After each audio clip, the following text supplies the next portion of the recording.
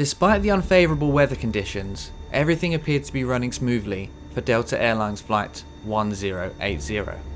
However, as the aircraft reached 400 feet, the pitch started to become excessive, and the captain found himself unable to control the aircraft with the usual control inputs.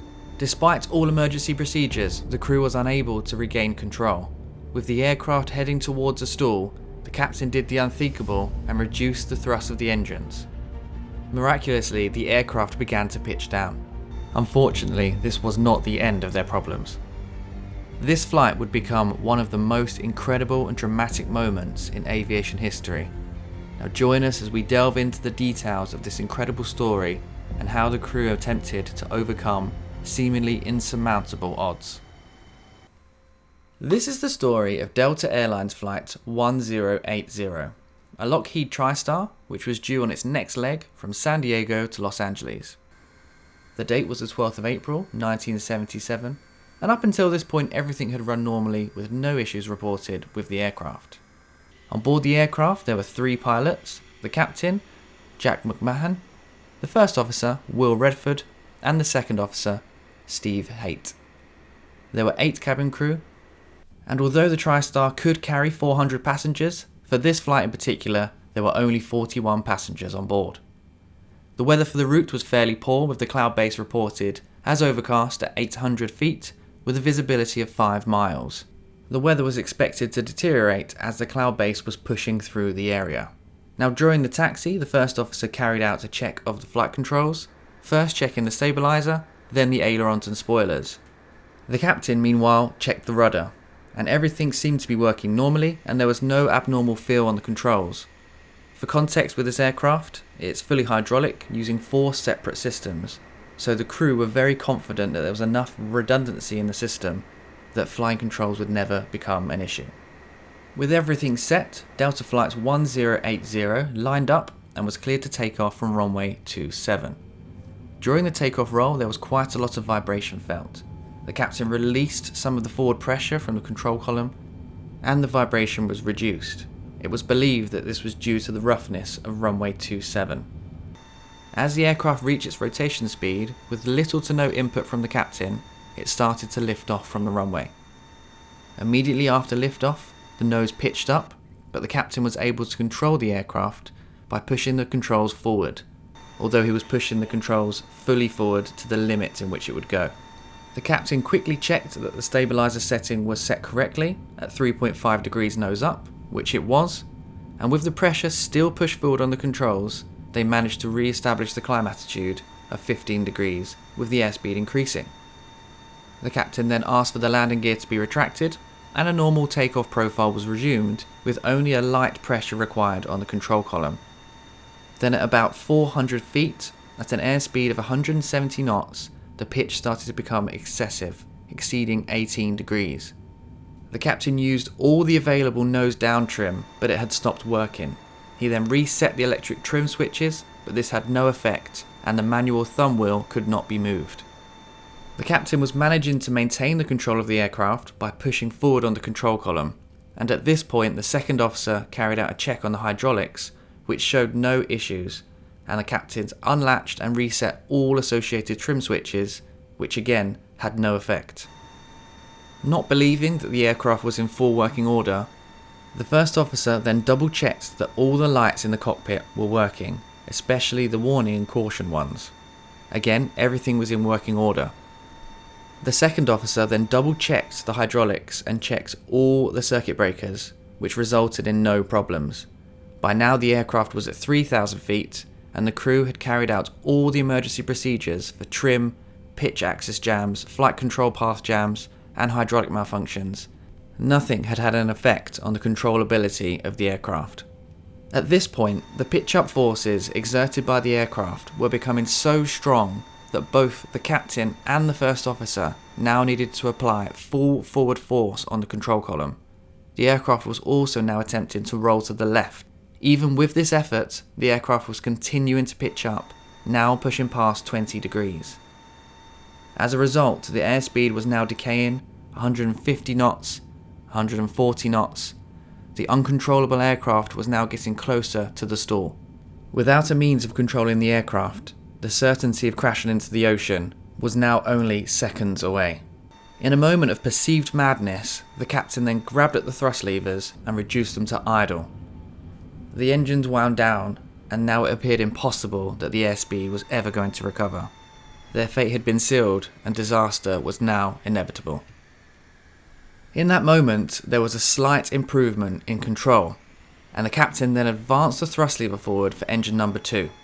Engine number 2 was the middle engine in the tail of the aircraft, and this caused the aircraft to start to pitch down. The captain then increased the thrust on engines number 1 and engines number 3 to prevent any further loss of airspeed.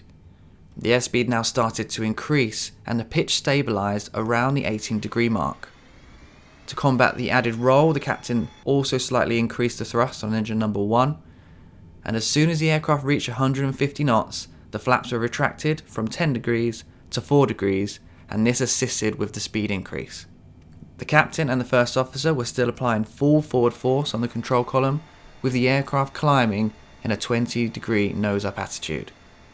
Whilst the captain and the first officer were attempting to control the aircraft in the climb, the second officer again checked all the circuit breakers and the switch light panel to try and determine what the issue was. Finally, at 9,000 feet, the aircraft emerged out of the overcast cloud and was at a sufficient speed to retract the final flaps. The crew then contacted air traffic control and informed them of the issue. They were given clearance to 10,000 feet, but it became apparent quite quickly that the aircraft was going to continue to climb and wasn't able to comply with these altitude blocks. The crew then briefed air traffic control on this issue, and they then informed them that all altitudes are clear and that they would stay with them. Although the crew had managed to avoid the threat of stalling at low level, they now had the issue of climbing too high, running out of performance and stalling again at 30,000 feet. Now at 14,000 feet, the captain, who was reluctant to move the displaced thrust levers, now had no choice but to reduce the thrust on the aircraft. The thrust levers for engines number 1 and 3 were reduced, and the aircraft slowly responded with a slight pitch change.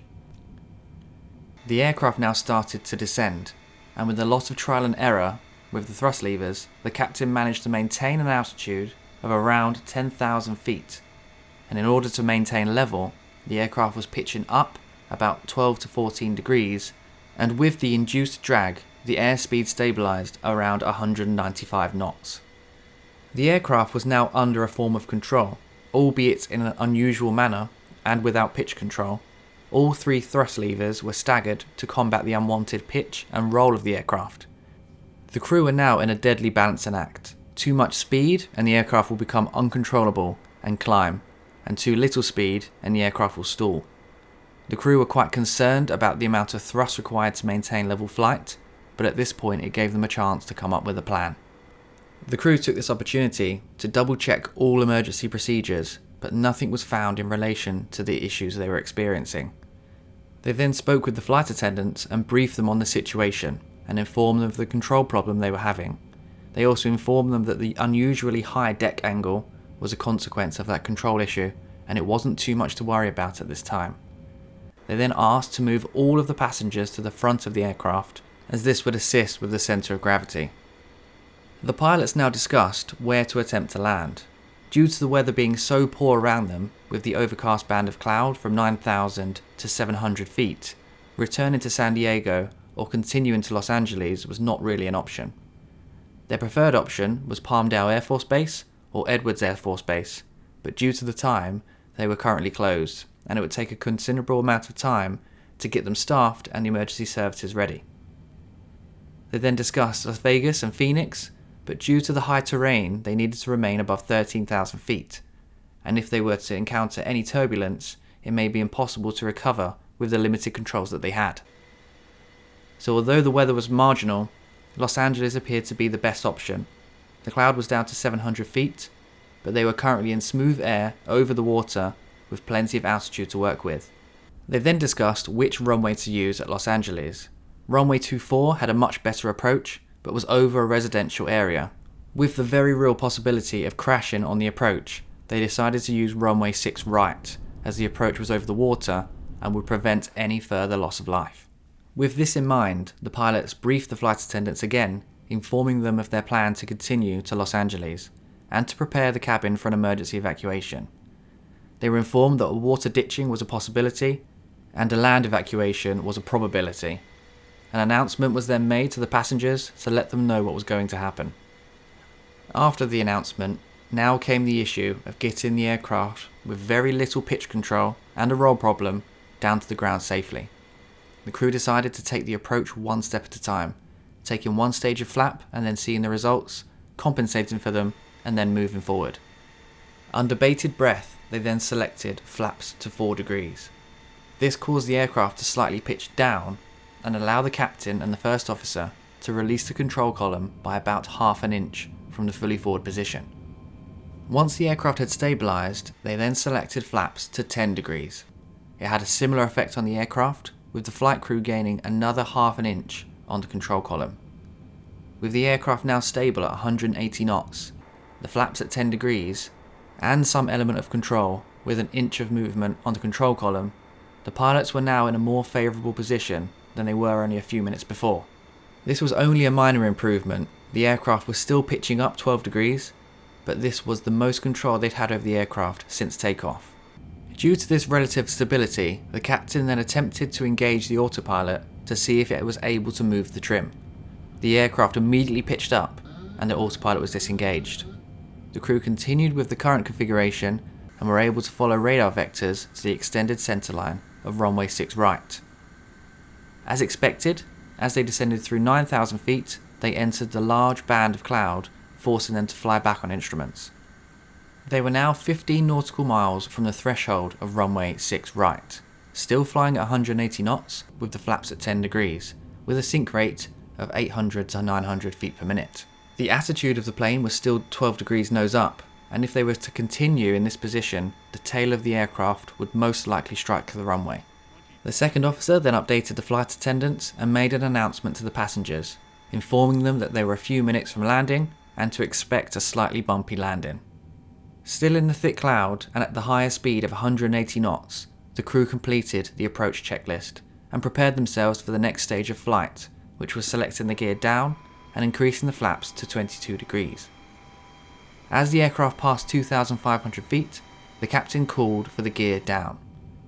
As the gear extended, the aircraft began to pitch up again. Both the captain and the first officer pushed on the control columns, fully forward, but this time the aircraft continued to pitch up and started to climb, with the airspeed now reducing again. They found themselves climbing above the appropriate glide slope and moving dangerously close to stalling.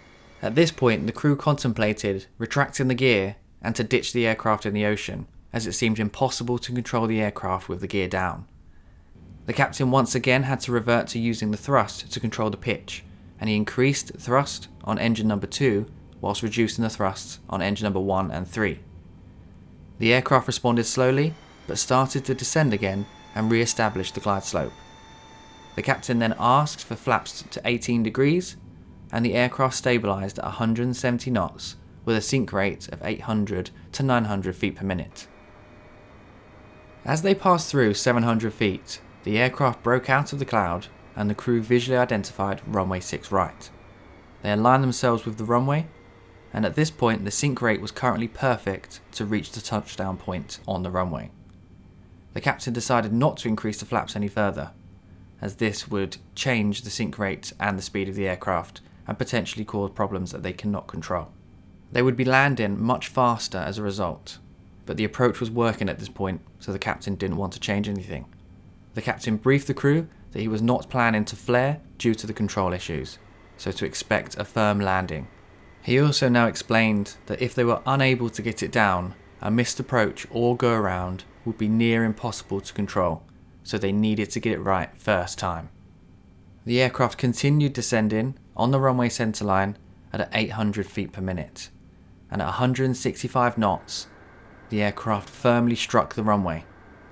The aircraft nose wheel remained in the air and would not come down, even with both control columns forward. The captain and the first officer then applied main wheel braking to reduce the speed and to force the nose wheel down. Once the nose wheel hit the ground, the captain selected reverse thrust on engines 1 and 3 and reverse idle on engine 2, as full reverse thrust would encourage the nose to pitch up again. The aircraft slowed to a taxi, and the crew were happy to taxi back to the ramp. During the landing, the aircraft didn't suffer a tail strike or any blown tyres, and once the aircraft had taxied back, parked and was shut down, both Lockheed and FAA engineers checked the aircraft. It was discovered that the elevator, which is the part of the aircraft on the stabilizer that controls pitch, was locked in the up position. They found out that this was due to the bearing in the structure that over many flights had become worn, had absorbed water, and through all the pressure changes that had occurred in the ascents and descents, had corroded the bearing. When the first officer was carrying out the flight control checks on the ground just before takeoff, it was at this point that the corroded bearing broke. This caused the elevator that was linked to the bearing to become jammed in the up position. The FAA immediately issued an emergency airworthiness directive, making a check of the bearing mandatory. Several airlines discovered that the bearing was full of water and was beginning to corrode. The part was then replaced with a new seal and deflector for rain and redesigned so if it were to fail, it would allow the rest of the structure to continue to function. If you're wondering what happened to the crew and the passengers, both the crew and passengers were switched onto another Delta aircraft and continued on their next leg to Dallas. Rather interestingly, Captain McMahon was passed a note by one of the passengers during this next leg on the flight, not to congratulate him on his efforts, but rather to complain of the delay. It read, "All that screwing around in LA is going to make me late for my connection. What are you going to do about it?" Apparently the captain replied with, "The best he could." It just shows how calm and professional the crew were during the emergency flight, and what a gift it was to only be upset about the delay when the alternative could have been much, much worse. After the event, Captain McMahon won the FAA's prestigious Distinguished Service Award for bringing Flight 1080 back safely, with Will Radford and Steve Height receiving FAA certificates of commendation. It really was an incredible achievement by this crew, and it shows what good crew resource management can achieve when they're all working together whilst remaining calm and professional to overcome the obstacles in their path. If you enjoyed this air crash investigation, then check out this next flight, Garuda Indonesia 421. The crew lose both engines and all electrics whilst in the middle of a storm and have nowhere to land but a river. It's an incredible story, and hopefully you'll enjoy it. If you fancy something different, check out this playlist. Thanks for watching this far, and as always, I'll see you in the next one.